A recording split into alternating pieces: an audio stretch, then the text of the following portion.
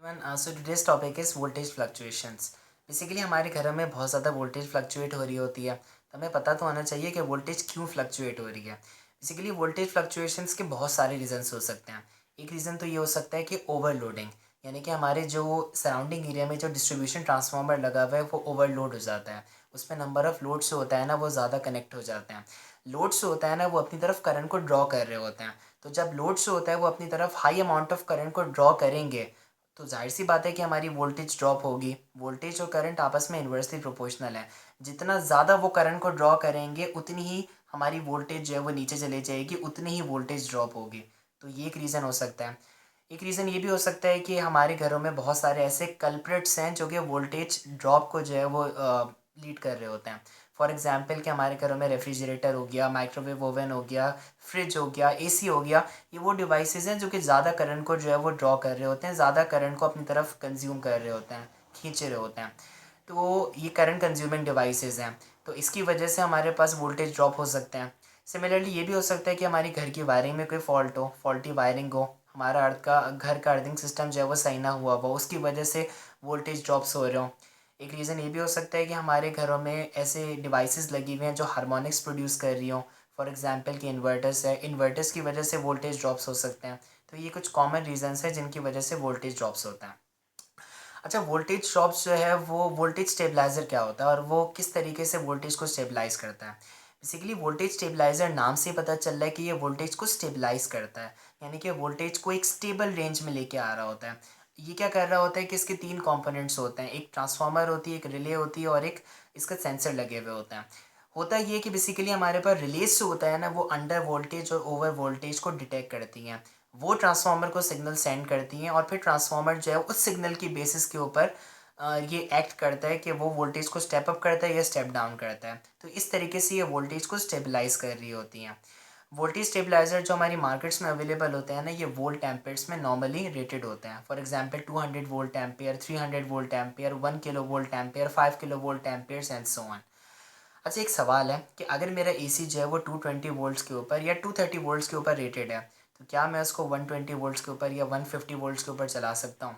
चला तो आप बिल्कुल सकते हैं, लेकिन उसके बाद चलाने के काबिल नहीं रहेगा वो। रीज़न उसका ये होता है कि एक एसी है, कॉमन सेंस की बात है कि 220 वोल्ट का एसी है। अगर आप इसको 120 वोल्ट के ऊपर चलाओगे या 150 वोल्ट के ऊपर चलाओगे, तो अब वोल्टेज कम हो गई है, तो वो हाई अमाउंट ऑफ करंट को ड्रॉ करेगा। तो हाई अमाउंट ऑफ करंट उसके वायरिंग के लिए हार्मफुल हो सकती हैं। क्योंकि अब करंट की वजह से हीटिंग लॉसेस प्रोड्यूस होते हैं, तो वो हीटिंग लॉसेस जो है ना वो हमारी एयर कंडीशनर की वायरिंग के लिए हार्मफुल हो सकते हैं। तो कभी भी इस तरह की बेवकूफ़ियाँ नहीं करनी है। अच्छा, ओवर वोल्टेज या अंडर वोल्टेज में क्या करना चाहिए? एक और बात ये कि मेरे घर का जो इन एयर कंडीशनर लगा हुआ है उसकी इन्वर्टर सर्किटरी अंडर वोल्टेज की वजह से पूरी की पूरी जल गई थी। तो इसमें प्रिकॉशनरी मेजर्स लेने चाहिए। बेसिकली ओवर वोल्टेज और अंडर वोल्टेज दोनों हमारे लिए हार्मफुल हैं। रीज़न उसका ये होता है कि जब बहुत ज़्यादा ओवर वोल्टेज हो रही हो ना, तो हमारी जो इंसुलेशन मौजूद है इक्विपमेंट्स वगैरह में वो डैमेज हो सकती है। इक्विपमेंट की लाइफ जो होता है वो रिड्यूस हो सकती है। सिमिलरली अंडर वोल्टेज ज़्यादा ख़तरनाक है। अंडर वोल्टेज में क्या होगा कि आपका करंट, आपकी डिवाइस जो है वो ज़्यादा करंट ड्रॉ करने लगेगी। तो उसकी वजह से हीटिंग प्रोड्यूस होगी और अल्टीमेटली आपकी डिवाइस इवन डैमेज भी हो सकती है। तो ओवर वोल्टेज और अंडर वोल्टेज जो है वो दोनों डेंजरस होते हैं। हमारे पास अब करा क्या जाए इस केस में, पाकिस्तान में ख़ास तौर पे majority most of the time जो है वो अंडर वोल्टेज हो रही होती है। बहुत ही कोई रेयर टाइम्स होंगे जिसमें ओवर वोल्टेज हो जाए, लेकिन होती हैं, दोनों होती हैं। अच्छा, हमारे घरों में जो एसी वगैरह लगे हुए हैं, रेफ्रिजरेटर लगे हुए हैं, क्योंकि ऐसी डिवाइसेज़ हैं जो कि ज़्यादा करंट को कंज़्यूम कर रही होती हैं, तो बेहतर यही होता है कि वोल्टेज फ्लक्चुएशन के वक़्त इनको ऑफ़ कर दिया जाए। इवन दो इनके वोल्टेज स्टेबलाइज़र भी लगे हुए हों, फिर भी जो है ना इनमें एक प्रिकॉशनरी मेजर के तौर पे इनको ऑफ़ कर दिया जाए, वो बेहतर है। एहतियात इलाज से बेहतर है, जो कहा जाता है ना, तो बेहतर यही है कि इसको ऑफ़ कर दिया जाए। विदा इवन दो सारे प्रिकॉशनरी मेजर्स मौजूद हैं, फिर भी सेफ्टी ली जाए। सिमिलरली और वोल्टेज फ्लक्चुएशन की वजह से हमारे पास जो ल्यूमिनेट्स लगे हुए हैं, फॉर एग्जांपल लाइट बल्ब्स वगैरह, इनमें क्या होता है कि इनकी लाइफ रिड्यूस हो सकती है, इनकी ब्राइटनेस कम हो सकती है, तो इनको भी ऑफ़ करना बेहतर यही है। तो और सिमिलरली जो रेफ्रिजरेटर्स वगैरह, फ्रिज वगैरह लगे हुए हैं, इनको ऑफ़ करना बेहतर है। अच्छा, मुझे कैसे पता चलेगा कि एक वोल्टेज स्टेबलाइज़र है एक डिवाइस के लिए, वो उसकी रेटिंग कैसे मैं डिसाइड करूँगा? तरीका उसका ये होता है कि सबसे पहले जिस डिवाइस के साथ हमें उस वोल्टेज स्टेबलाइज़र को कनेक्ट करना है ना, उसके नेचर को पता करो।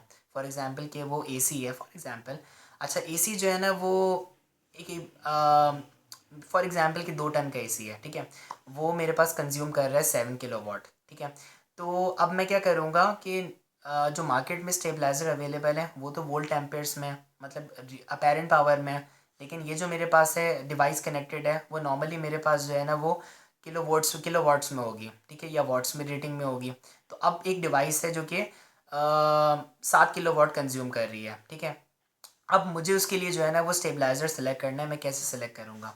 तरीका उसका ये है कि उसका जो है ना 7 किलोवाट कंज्यूम कर रही है ना, अब इसका 20% ले लो। मैं रफली बता रहा हूँ, 20% इसका 7 किलोवाट का अराउंड हो जाएगा फॉर एग्ज़ाम्पल 7.5 किलोवाट। अब 7.5 किलोवाट इसका 20% तुमने इसको ऐड कर दिया, ठीक है। अब क्या करो कि मार्केट में जाओ, इससे थोड़ा सा ऊपर रेटिंग का जो है ना तुम स्टेबलाइज़र ले लो।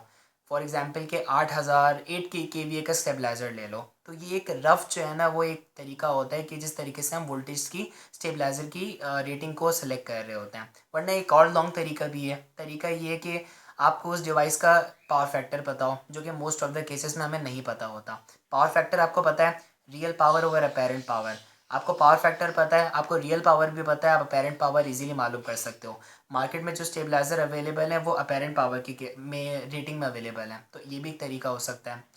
अच्छा एलईडी टीवीज़ को जो है वो स्टेबलाइज़र की ज़रूरत होती है। आजकल जो एलईडी टीवीज़ आ रहे हैं ना उनमें बिल्ट इन स्टेबलाइज़र है। और एसएमपीज़ जो होता है स्विच मोड पावर सप्लाई, इससे क्या है कि हमारे पास वोल्टेज मैनेजमेंट जो है वो ज़्यादा बेहतर हो गई है। जो मॉडर्न एलईडी टीवीज़ आ रहे हैं उनमें ये सलाहियत है कि वो इवन 110 वोल्ट से 290 वोल्ट्स तक काम कर सकते हैं। तो ज़रूरत नहीं है कि उन्हें वोल्टेज स्टेबलाइज़र की। लेकिन अगर बहुत ज़्यादा वोल्टेज आपके एरिया में जो है फ्लक्चुएट कर रही है तो it's better to use it with LED TVs. तो ये छोटा सा इंट्रोडक्शन था। Thank you.